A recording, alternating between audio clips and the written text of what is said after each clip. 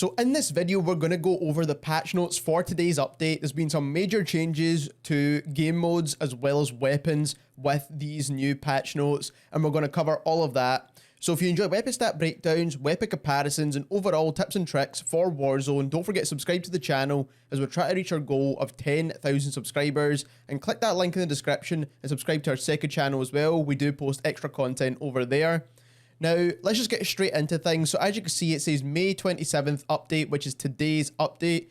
And for a gameplay change, the first thing that we've seen here is the cargo truck spawn rates for BR solos is being reduced to 5 from a range of 16 to 20 that are currently in the game.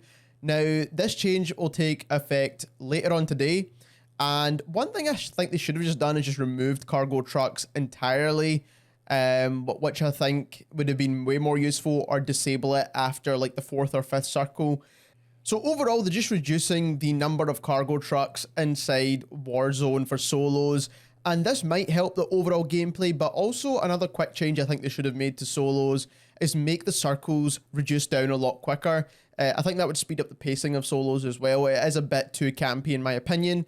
But let's move on to the additional bug fixes. So they fixed map locations where you can get out of bound areas. I think they tried to fix that in the last update, but it still never got fixed for some reason. Fixed additional issues with collision on certain areas across the map. Fixed the bug where vehicles could kill teammates. So this was a weird bug that was in the game where you could run over teammates with your berthers, which now is being fixed, of course, which is definitely very handy.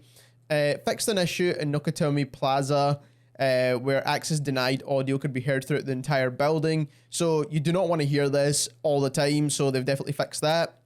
Then there is a bug that prevents the ballistic knife unlocking skins, which I don't really care too much about. There's a bug with the 5mm laser where it was not displaying aim stability as a pro. And then fixed the incorrect labeling for Sniper Rifle Echo as Sniper Rifle Delta. I don't think that's really too important.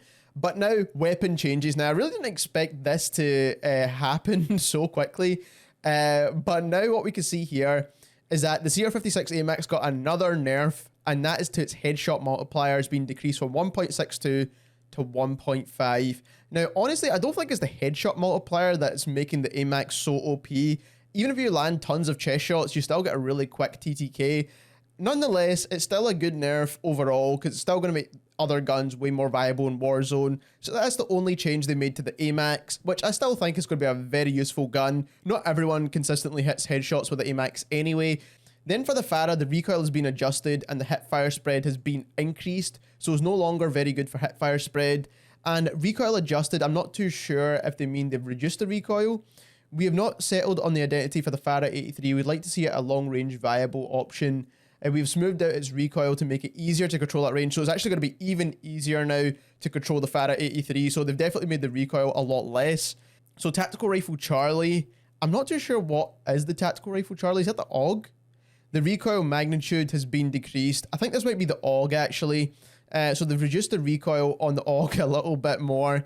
Because I do feel like some of the TAC rifles, especially the burst fire ones, are not that viable at the moment. Then we've got Lw3 Changes here. So the base optic has been adjusted for the Tundra. Would have made some adjustments to reduce the fisheye lens effect, which is definitely going to be very useful if you use the base optics. And then here are some huge changes to optics as well. The Axial Arms 3 times is being reworked. The Royal and Cross 4 times is being reworked. The SUSAT multi-zoom optics is being reworked.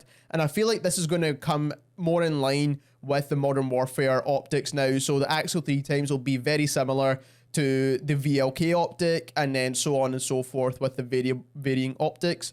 So like I said, I think they're going to bring it more along the lines of the Modern Warfare guns. They said they've reduced the drastic motions and any visual effects that the guns have. So this could be things like that parallax effect and the super increased visual recoil on pretty much all of the guns. I feel like they're going to be reducing that. So that's the kind of things and changes that you should expect to see.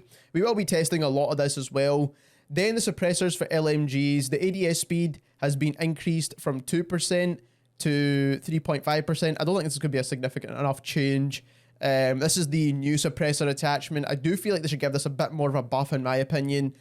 Sprint to fire speed has been increased from 4% to 5%. They need to relook at the suppressor attachment overall, not just for LMGs, because it actually doesn't help all that much with ADS speed, so they do need to take a look at this and fix it to do what it's supposed to. One thing they did miss out is the new full auto pistol. I don't know if they're adding that in with this update. There's nothing mentioned at all in the patch notes here. So hopefully they add that new pistol into the game as well, because they did add it in early and then they removed it. But if they add that back in today as well, that'll be a big update for today's changes. If you enjoyed this video, don't forget to leave us a like and subscribe to the channel, as we like to keep you up to date with everything regarding Warzone. And don't forget to subscribe to our second channel as well. Thank you very much for watching.